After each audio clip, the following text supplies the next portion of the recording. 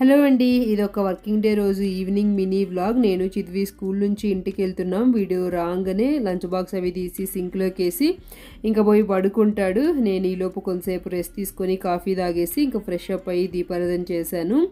ఈలోపు చిద్వి లేసాడు. వాడికి ఒక క్లాస్ ఉండే, ఆ క్లాస్ అయిపోయిన తర్వాత ఫ్రెండ్ వాళ్ళ పాప బర్త్డే పార్టీ ఉంటే వచ్చాం.